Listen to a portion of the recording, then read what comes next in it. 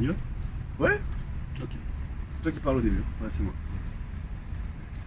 Comment devenir rentier en 3 ans grâce à l'immobilier? On en parle juste après avec Romain, juste après le jingle.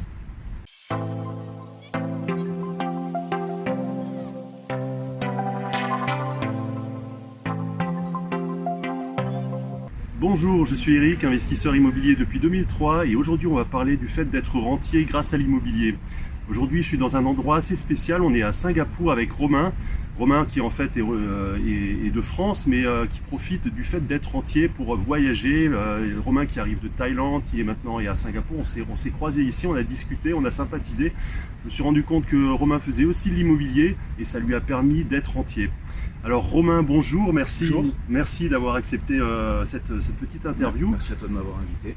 Et je suis très content d'avoir pu échanger avec toi ici, te rencontrer à Singapour, parce que en fait, tu as un profil très intéressant aujourd'hui. Merci. Ouais, merci, merci. Donc aujourd'hui, grâce à l'immobilier, tu as pu te libérer on va dire, du métro boulot dodo et devenir rentier. Parce qu'aujourd'hui, tu as combien d'appartements? J'ai 18 appartements et j'ai commencé il y a 4 ans. Donc j'ai arrêté de travailler, on va dire, il y a 3 ans. D'accord. Donc, J'ai pu vivre des rentes immobilières en 3 ans. donc on peut dire ça, on peut dire que tu as été rentier en 3 ans grâce à l'immobilier. Oui, totalement. D'accord. Totalement. Tu peux un peu te présenter, nous dire qui tu es, d'où tu Ouais. viens? Écoutez, moi c'est Romain, je viens de Marseille et j'ai fait une petite escapade sur la Corse où j'ai de nombreux investissements. D'accord. Et donc aujourd'hui, tu habites à Marseille. Oui. Tes premiers investissements, tu les as fait à quel endroit? J'ai fait mes premiers. En fait, quand j'ai commencé à investir dans l'immobilier, j'ai commencé à Ajaccio, parce que j'habitais à Ajaccio à ce moment-là. D'accord. Donc j'ai fait mes 7 premiers appartements sur Ajaccio. Mhm. Et je suis rentré sur Marseille. Comme j'avais déjà créé un bon réseau, j'en ai acheté 3 autres autour des 7 premiers, parce que j'achète dans un petit périmètre. Mhm. Et en rentrant sur Marseille, j'ai continué avec 2 autres investissements. Et notamment aussi un immeuble de rapport, j'avais oublié, je me disais il en manque dans le calcul. Et j'ai acheté un immeuble de rapport en Corrèze. Encore elle, À Tulle. À Tulle, c'est À Tulle, ouais. la ville de François Hollande. C'est ça, exactement. Donc en fait, tu as eu des investissements assez diversifiés, mais en fonction de ta situation géographique, là où tu es, tu achètes. Exactement, en fait, en fonction même des opportunités, puisque l'immeuble de rapport n'était pas forcément situé dans une ville où j'habitais. Hein. C'est vrai. Donc, et pour être transparent, j'ai même fait appel à un chasseur pour l'immeuble. D'accord. J'ai aucun souci à rémunérer quelqu'un dès le moment où il y a la rentabilité derrière. Alors justement, rentabilité, on va en parler, puisque en fait, pour être rentier, il faut quand même générer du cash flow, il faut générer des bénéfices tous les mois grâce à l'immobilier. Alors souvent, on a l'idée reçue que l'immobilier, ça paye qu'à la fin des crédits, au bout de 15 ans, 20 ans, 25 ans. Là, c'est pas ton cas. Alors tu peux nous expliquer comment tu as fait pour générer des bénéfices grâce à tes appartements, puisque j'imagine que tu as fait des crédits pour tous ces... J'ai tout payé cash. Non, Non. ok. Non. En fait, déjà, il faut savoir qu'avant même de commencer, je me suis formé. J'avais aucune connaissance de l'immobilier. Donc j'ai pris le temps de me former par le biais de formation, parce que j'ai cru comprendre que tu peux vendre toi aussi. Enfin, Oui, moi je propose aussi des formations. donc c'est le même type de formation. Et à partir de là, je me suis lancé. Donc j'ai acheté à crédit tous les appartements. Il n'y en a aucun qui a été payé. J'ai toujours mis presque aucun apport. Je dis presque parce que j'avais que 10 000 € pour commencer. D'accord. Et en termes de rentabilité, oui. Alors, par exemple, on va prendre un exemple sur le premier investissement. Comme ça. Oui. Le premier investissement, tout compris, m'a coûté 93 000 €, Ok. ce qui correspond j'avais réussi à avoir 25 ans, par le biais de petites techniques dont on parlera plus tard. J'avais réussi Donc à avoir un après, sur investissement. 25 ans. Ouais, sur 25 ans, Mhm. ça coûte à peu près 440 € par mois, D'accord. que j'ai mis en location saisonnière. Et la location saisonnière sur la Corse, on commence à peu près dire mi-avril jusqu'à mi-octobre. Et on peut engendrer avec un appartement comme ça de 2 000 € par mois 2 000 € par mois, de chiffre d'affaires. sachant que tu as un crédit à 440, Ouais. tu as 2 000 € de loyer perçu. Oui. Donc c'est quand même intéressant, sachant que comme tu le disais, c'est quand même du saisonnier, donc c'est sur une période particulière. C'est sur une période particulière et en fait le deal, je savais que j'avais peur de faire la location saisonnière toute l'année en Corse. Donc du coup je m'étais dit, je vais sélectionner mes appartements sur la base de quelques chiffres, ils étaient tout simples. Il fallait que je rembourse pendant la location saisonnière toutes mes charges annuelles. Crédit, taxe foncière, taxe de copropriété, électricité, parce que comme c'est de la location saisonnière, on paye l'électricité, l'eau, l'internet, enfin voilà. Et toutes ces charges aujourd'hui, j'avais compté un package maximum de 9-10 000 euros par an. Voilà, donc dans la saison, il faut que j'arrive à récupérer toute cette partie-là. Et les mois restants, je faisais de la location étudiante. Voilà. Très bien. Donc en fait, le surplus des mois restants, bah, c'est ça qui générait ton bénéfice. Exactement. D'accord. Donc c'est bien parce que tu as bien étudié ton sujet. Tu ne fais pas les choses comme tout le monde. Enfin, tu fais du panachage, tu utilises plusieurs stratégies. Donc tu as bien fait tes calculs au départ. Ouais, moi, il n'y a que la calculette qui parle. Si la calculette dit non, même si elle coup de cœur, même si c'est parfait, etc., je passe pas là-dessus. C'est avant tout un investissement. Enfin, ce sont des investissements. Donc le but, c'est quand même d'être dans le positif. Oui. Donc, c'est important. Ouais. Exactement. Et donc ça c'était un premier investissement. Les autres encore c'est aussi la location courte durée. J'ai fait de multiples investissements, c'est-à-dire enfin différents, parce que en termes de stratégie, donc le premier c'était un studio avec de la location saisonnière. Le deuxième a été un achat-revente. D'accord. Le troisième ça a été une division en 4 appartements. Okay. Alors celui-là est intéressant, on peut peut-être revenir dessus vite fait. C'était dans Ajaccio, il y a des vieux immeubles et il y a encore des immeubles où vous avez peut-être connu ça. Vous rentrez chez vous et puis au détour d'un couloir il y a une autre porte et c'est votre voisin. Donc en fait pendant que vous passez dans votre salle de bain ou dans votre cuisine ou dans votre chambre, le salon, peu importe, il y a votre voisin qui peut passer quoi, à tout moment. Donc les gens voulaient vendre depuis certaines années et comme c'était une typologie d'appartement particulière, c'était presque impossible à vendre. Très difficile pour eux de vendre. Ouais, c'est très difficile. Je pense qu'il n'y a personne qui veut vivre dans ces conditions-là. Et à partir de là, j'ai réussi à me mettre d'accord avec les deux propriétaires. J'ai acheté les deux lots. D'accord. On a tout cassé et on a tout reconstitué avec les 4 appartements. C'est intéressant parce que du coup, comme personne ne voulait acheter les appartements en lot unique, j'ai eu un prix au mètre carré très bas. Tu as pu négocier voilà, le meilleur prix. Oui. Après, finalement, tu avais un appartement plus grand que tu as transformé en 4 appartements pour la location courte durée. Exactement, oui. Ouais, c'est fort ça. Donc là, la rentabilité derrière, elle est énorme parce que tu utilises l'effet du prix au mètre carré faible plus l'effet de la location courte durée qui te permet de louer plus cher. Oui, c'est exactement ça. Alors là, en plus, pour le coup, déjà, on a pu jouer sur le faible prix au mètre carré. On a maximisé avec la location saisonnière. Et en plus de ça, en apportant de la valeur et en rénovant les 4 appartements, aujourd'hui, la plus-value, si je devais vendre ces 4 appartements, c'est une plus-value supérieure à 6 chiffres. Donc vraiment là c'est pour le coup. Alors j'ai aucun intérêt à le vendre, mais je sais que s'il y a un besoin, aujourd'hui voilà, je peux vendre ces appartements. La seule difficulté que j'aurai, c'est que je vais devoir trouver un investisseur qui va vouloir acheter 2 lots juridiques qui représentent 4 appartements. Donc il faudrait une solution. Mais bon, pour le moment ça tourne bien, donc tu es content. Comment tu as fait pour déléguer du coup, puisque tu es parti Corse, tu es allé à Marseille, oui. Donc tu as des personnes qui s'occupent de tes appartements sur place du coup? C'est l'exemple concret, c'est même aujourd'hui, puisqu'on est à Singapour et on est en pleine saison, donc j'ai les appartements qui sont pleins et j'ai effectivement un concierge de confiance sur Ajaccio qui s'occupe de tout ce qui est blanchisserie et ménage. Sachant que j'ai automatisé l'entrée et la sortie, donc il n'y a pas de remise de clé, D'accord, donc toi, en attendant, ça te permet de voyager, ça te permet de profiter de ton temps, finalement. Oui, c'était le but, ouais. C'était le but, ouais.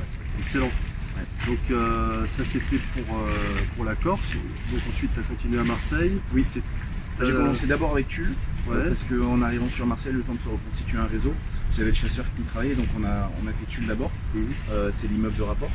Donc c'est un immeuble de 6 appartements avec, je ne sais même plus, 4 garages de caves, quelque chose dans le genre. Et donc là c'est actuellement en travaux. Ok, donc ça c'est en cours. Ouais. Ensuite sur Marseille, tu as est-ce que tu as aussi la location courte durée ou tu as du classique? Sur Marseille, c'est 2 appartements aussi en travaux, en location saisonnière. C'est le projet que je t'ai montré hier. Ah oui, oui. Ouais. Donc oui, là c'est un appartement de 84 mètres carrés situé en plein sur le Vieux-Port. Si on va plus loin, on tombe dans l'eau, donc vraiment sur le Vieux-Port.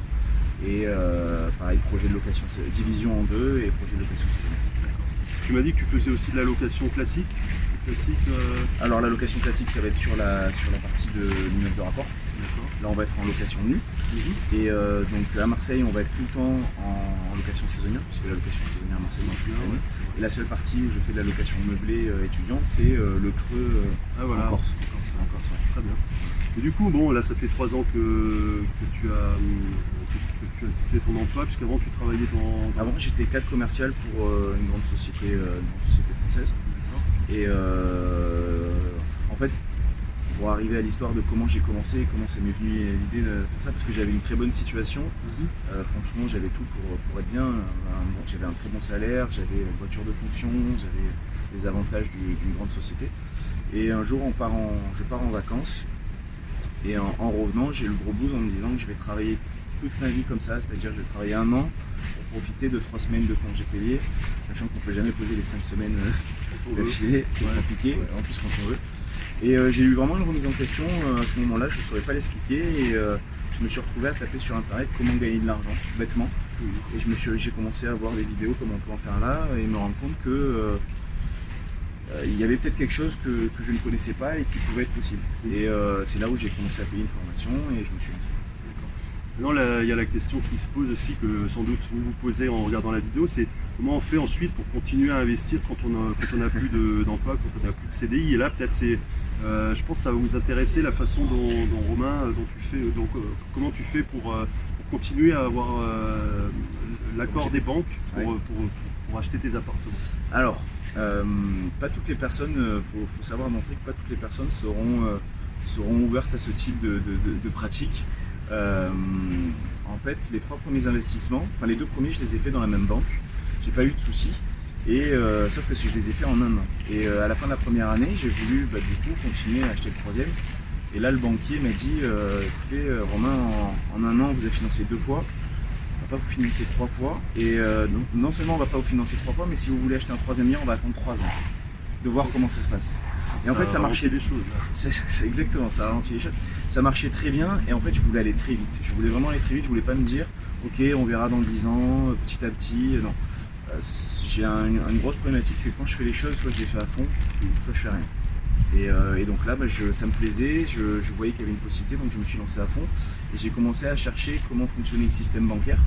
Et j'ai décelé quelques failles. Et à partir de ces failles-là, j'ai pu jouer avec certaines banques, avec ce système, pour continuer à prendre d'autres crédits sans qu'ils puissent me dire non, vous en avez 2 autres, ça me bloque, etc. Ouais, c'est important puisque tu as des objectifs, tu veux les réaliser, tu trouves des solutions. Et c'est vrai que au début, tu as une banque qui te dit voilà, nous on ne peut plus vous suivre, on cherche d'autres solutions, on va voir d'autres banques. J'imagine que tu es allé voir d'autres banques. Ah oui, je suis allé voir d'autres banques, j'en ai même vu plusieurs. Le problème étant, c'est que si on fait toujours tout dans les règles, je dis pas d'enfreindre les lois, mais si on fait toujours tout dans les règles, ça correspond pas au fait d'aller vite. C'est pas possible parce qu'on parle de grosses sommes. Aujourd'hui, en termes d'encours, ça fait presque 1,7 million d'encours bancaire. Donc quand on présente ça à un banquier, à moins que ce soit un banquier d'affaires, auquel je n'ai pas encore accès, donc je n'ai pas rencontré, le banquier, monsieur tout le monde, vous regarde avec des gros yeux et il prend pour un fou, quoi. Ouais, alors c'est quand même impressionnant, tu as 1,7 million d'encours de crédit, ça fait 3 ans, 4 ans que tu as commencé à investir dans l'immobilier, et les banques continuent à te suivre. Ouais. Moi, chapeau, je trouve c'est... Oui, encore une fois, mais par contre, il faut dire les choses clairement, c'est que, pour pas mentir, c'est que les banques qui continuent à suivre, c'est parce que j'ai utilisé certaines failles du système bancaire. Voilà, il faut bien dire les choses. Maintenant, oui, c'est pas ça qui va m'arriver. D'accord. Et donc là aujourd'hui tes projets pour la suite, donc tu dis c'est pas ça qui va t'arrêter, donc tu prévois d'acheter d'autres appartements? Je prévois d'acheter plutôt, alors les appartements je pense avoir fait un peu le tour, je trouve que c'est beaucoup de gestion, ça devient un peu redondant. Okay. Donc le projet c'est plutôt de repartir sur des immeubles de rapport, quitte à sortir de toute façon de Marseille ça paraît être la progression logique. Tu as commencé par des apparts, tu as créé ton patrimoine, maintenant tu vois plus gros, tu vas même plus vite en fait avec les immeubles. Il y a ça, on va plus vite, et puis même j'ai envie de voir plus grand et de faire des choses plus importantes. Par exemple, il y a un projet dont on n'a pas parlé qui est en plein centre-ville de Marseille, pour les 5 avenues, pour ceux qui connaissent. Et il y a un grand garage de 350 mètres carrés qui est aujourd'hui un garagiste. Et en fait, il faut savoir que dans ce quartier, il n'y a pas de place de parking. Et donc les murs de ce fonds de commerce sont à vendre. Donc je me suis positionné, j'ai fait une offre qui a été acceptée. J'attends juste de signer le compromis parce que j'ai demandé un changement de destination qui ne me plaisait pas au niveau de la mairie. Et quand le changement de destination sera fait, je veux acquérir les murs de ce local commercial en espérant qu'un jour le garagiste s'en aille et je vais faire un parking privé. Énorme. Voilà. J'aimerais faire un parking privé au 5 avenue. Ça, c'est une excellente idée. Parce que dans les grosses villes, c'est souvent le problème, le stationnement. Et là, il y a vraiment aucun parking. C'est la moindre place, le moindre garage se loue 150 €. J'exagère un peu peut-être sur les 150, mais à minima 120 en tout cas. Et là, le but, c'est vraiment de faire un petit parking privé où on va pouvoir proposer pas mal de places de parking. Alors moi, ce que j'aime bien dans ta façon de procéder, c'est que tu touches à tout. Ouais, voilà, tu touches à tout. Tu as vraiment plusieurs stratégies, location courte durée, immeuble de rapport, parking en masse. Et donc c'est ça que je trouve intéressant chez toi, c'est que voilà, tu veux aller vite, donc tu as plusieurs cordes à ton arc, tu trouves les failles et tu avances. Je trouve que c'est le plus, en tout cas pour moi, le plus logique. Tu peux pas vouloir avancer et tout le temps faire tout le temps la même chose. Donc dans ce cas-là, tu auras toujours les mêmes résultats. Il y a plein d'opportunités, je vois pas pourquoi. Il y en a plein qui marchent, je vois pas pourquoi je vais m'arrêter sur une. Alors peut-être qu'un jour je vais me tromper, mais il ne faudra pas que je m'arrête sous prétexte que je me suis trompé. On va voir pourquoi je me suis trompé, comment on peut mieux faire ajuster et refaire. Alors le problème, c'est qu'en immobilier, la moindre erreur, ça coûte un peu des sous. C'est pour ça qu'il faut bien. Donc voilà, ça se prépare. Les choses à l'avance. Quitte à payer des gens avec certaines compétences pour se rassurer sur certains points et travailler conjointement, mais là-dessus, j'ai aucun problème. Ok, très bien. Et donc là, maintenant, tu en profites pour voyager, tu reviens de Thaïlande. C'était comment la Thaïlande? Super. Alors, sincèrement, en arrivant de Thaïlande, je me suis dit, putain, merde, on arrive à Singapour. J'imaginais la ville ultra polluée, pourrie. Je venais ici 3 jours puis j'ai hâte de repartir. Alors, Singapour, c'est juste génial. C'est vraiment génial. C'est propre, on sent les gens respectueux, il n'y a pas on sent pas d'inquiétude, il n'y a pas de délinquance, de vol, enfin c'est juste extraordinaire. Donc voilà, tu kiffes, tu voyages et pendant ce temps, il y a des locataires qui sont. Pendant ce temps, j'ai des problèmes sur Airbnb. Ouais, c'est des petits trucs que tu règles. C'est des petits trucs qu'on peut régler à distance. C'est pas un problème.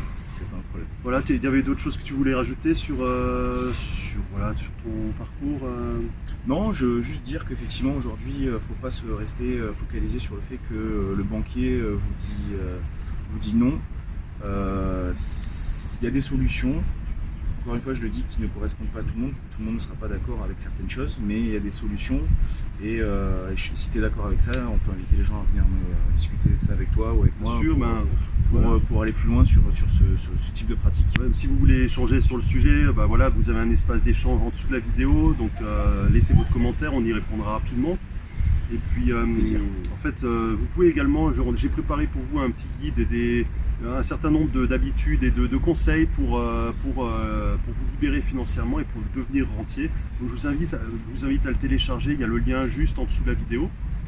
Et puis comme tu disais tout à l'heure, effectivement c'est tout à fait possible de le faire en quelques années. Là on parle de 3 ans. J'ai souvent beaucoup d'entre vous qui me demandent comment faire pour être rentier rapidement. Moi j'ai mis plus de temps, mais la preuve, l'exemple est là, on peut le faire rapidement. Je ne sais pas si je suis un exemple, mais en tout cas oui, c'est possible. Si on se donne les moyens, c'est possible. C'est vrai qu'on est dans une époque avec tous les... Enfin, il y a des possibilités qui n'existaient pas avant, quoi. On est dans une époque où on a des outils qui permettent de faire des choses qui étaient impossibles il y a encore 20 ans. Je pense qu'à chaque époque, il y a son astuce, parce que les règles changent et donc à un moment donné, il faut ajuster. Et aujourd'hui, il est encore possible de gagner de l'argent avec l'immobilier. Il y a des astuces pour éviter certaines barrières. Parfait. Très bien, Romain. En tout cas, merci beaucoup pour ton partage. Nous, on va continuer à profiter de cette belle ville. On va aller piquer une tête dans la piscine. Et puis je vous dis à très bientôt pour de prochaines vidéos et de prochaines aventures sur la chaîne Campus Invest. Bon investissement. Ciao. Salut.